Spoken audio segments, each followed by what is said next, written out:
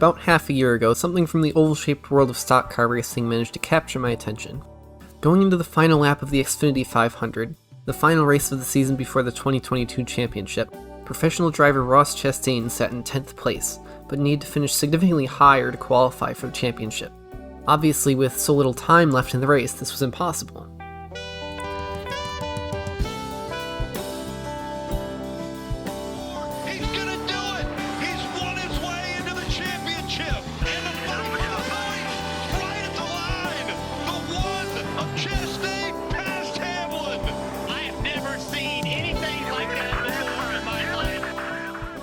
What you just saw was Ross driving a Camaro at 130 miles per hour into the outside wall of the Martinsville Speedway.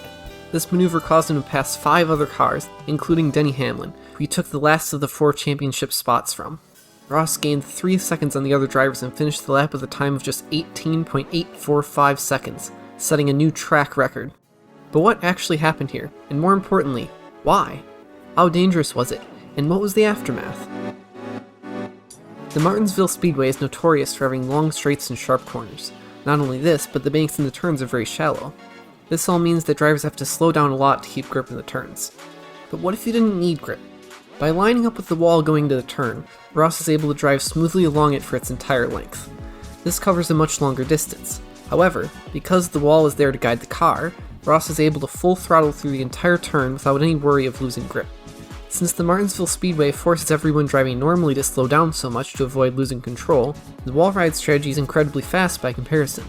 On a different track, this may not have worked nearly as well, if at all. And if these were Formula 1 cars, for example, even if they could survive the wall, which they definitely can't, they would probably be able to make the turn faster by driving the normal way. Not to mention how the heavier NASCAR cars have more momentum and can keep more speed through the increased friction of the side of the car scraping against the wall. Of course, driving on the wall only works for the last turn of a race because it completely destroys the side of the car. If you were looking to do this with your own car, or even another kind of race car, it would probably end extremely badly. While NASCAR is the biggest stock car racing league, almost everything on these cars is built differently from a typical production car. Part of what makes them different is that they are able to take an absolute beating. With races taking place with tons of cars on small oval circuits, there are bound to be collisions. Part of the draw to NASCAR for many is the crashes, and sometimes deliberate sabotage. When bumping into other cars or outright crashing isn't a matter of if but when, they are built accordingly. The current NASCAR car, known as the Car of Tomorrow, beyond modifications to make it faster, includes a roll cage and a stronger frame than most other cars. The body of the car is made with a composite of fiberglass, carbon fiber, and Kevlar, which can withstand a lot of abuse without breaking. This is why the side of Ross's car didn't shear off during the wall ride. There's more to the durability and safety of the Car of Tomorrow than this, but you get the idea. Another factor keeping Ross's car from falling apart was the walls themselves. NASCAR, on top of concrete walls, uses safer barriers, which stands for Steel and Foam Energy Reduction. These barriers are designed to absorb the impact of a crash and reduce the amount of force that is transferred to the car, and thus the driver. In this case, it serves the dual purpose of creating a smoother wall ride for Ross. The walls are also built at an angle to try to keep cars from going airborne, which has in the past caused devastating crashes. So that's how the wall ride was able to work, but what could possibly cause anyone to think it was a good idea in the first place? How did you ever dream up a scenario where something like that would be what you needed to do and that it would work?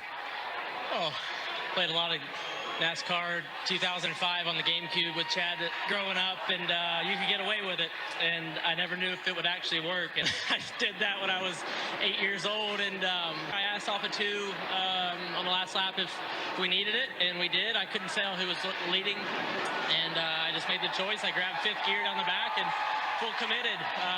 Once I got against the wall, I basically let go of the wheel and just hoped I didn't catch the turn 4 access gate or something crazy, but I was willing to do it. NASCAR 2005, Chase for the Cup. NASCAR 2005 for the Nintendo GameCube is one of many older racing games that featured questionable ways of gaining time. This wasn't the only NASCAR game, or even racing game in general, to have problems with wall ride maneuvers. The tactic became infamous in the digital environment over the years.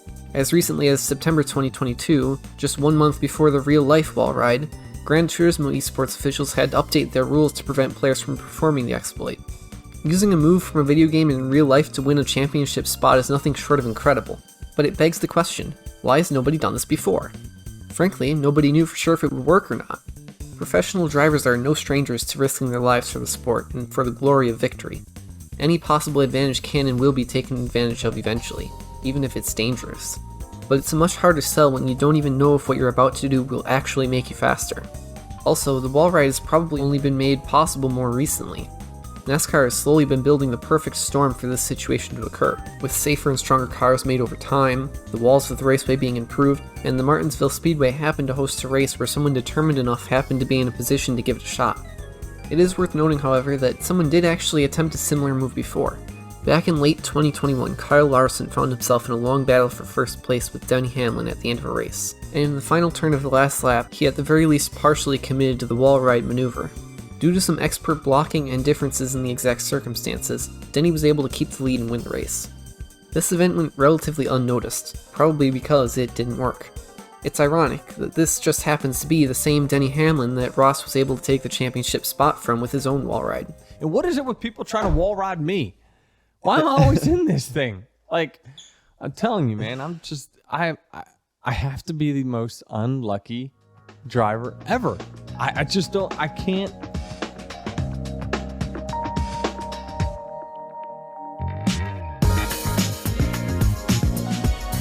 In the aftermath of the wall ride, the general consensus seemed to be that it's the most badass thing to ever happen in NASCAR, and that the technique definitely needs to be banned.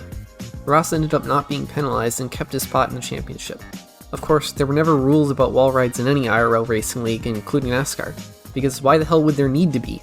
It's just an exploit in a video game. It's not like hitting walls in real life would ever work. Clearly in hindsight that was wrong, but I can see why nobody took it seriously enough to bother going through the bureaucracy to add it to a rulebook, at least until now. But while Ross's team was celebrating, many NASCAR fans were ecstatic, and the clip went viral on social media. There were already those looking past the hype and drama and seeing something quite concerning.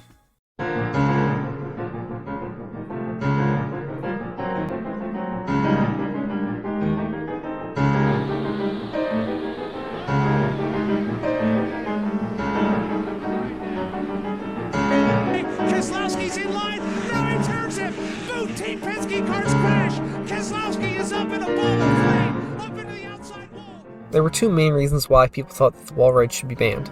Safety, and well, perhaps unsurprisingly, those that pay for the cars and venues didn't want to see every NASCAR event turn into a wall-driving mess of severely damaged $300,000 cars at the end of each race. But what actually is the danger here?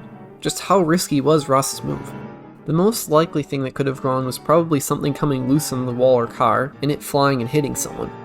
This is likely to be more harmful to spectators, but it's definitely not something NASCAR or anyone else wants happening. The access gate mentioned earlier is also a notable risk. This gate is built into the outside wall on the exit of some corners of NASCAR tracks, and because it is a gate, it doesn't necessarily have the structural integrity or consistency of the safer barriers. These gates have proven hazardous in the past, and clearly it was the most immediate and significant risk to Ross.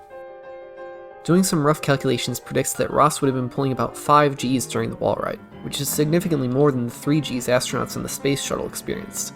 And as we know, they had to go through special training for that. However, this is actually not that bad, because it is only sustained for a short amount of time. The amount of G-forces Ross experienced is actually comparable to that of roller coasters. The most intense roller coasters top out at about 5 Gs, with regulations requiring forces sustained over 4 seconds to be under 4 Gs, which is about how long Ross was on the wall for. The human body can handle high amounts of G-forces for short periods of time, with fighter pilots being able to manage 9 G for a few seconds. Sustained forces are much more dangerous because blood circulation suffers and it will pull on one side of the body and stop reaching the other. The gist is that the G-forces Ross experienced were probably on the upper limit of what is safe for the average person. The worst case scenario would have been for someone in front of Ross to crash and slide into the outside, because if that were to happen, he would have run directly into the crash at a much higher speed with no way to avoid it. While the chances of this happening aren't particularly high, NASCAR is known for crashes for a reason, especially when a lot of cars are in close proximity. So the fact that Ross was all the way back in 10th place would have made this more likely. While it's somewhat uncertain how dangerous Ross's wall ride was, what seems more concerning is the prospect of multiple drivers attempting to drive along the guard wall at once.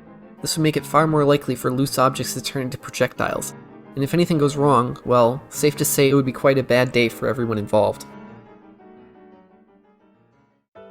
Due to safety concerns, shortly after the Xfinity 500, NASCAR implemented a new interpretation of an existing rule to ban wall rides, a decision that was fairly well received by racers. There were fans who disagreed with the banning, as they viewed it as removing the possibility for something so cool to happen again. but the decision was final. Justin Marks, the owner of Ross's team, made a post a few days after Martinsville where he announced that despite the wall car having a large amount of reusable parts, it would be preserved as a show car and a monument to the once-in-a-lifetime moment. Ross Chastain went on to get second place in the 2022 championship, just behind Joey Logano, and will forever be remembered for one of the most insane moments in motorsport history.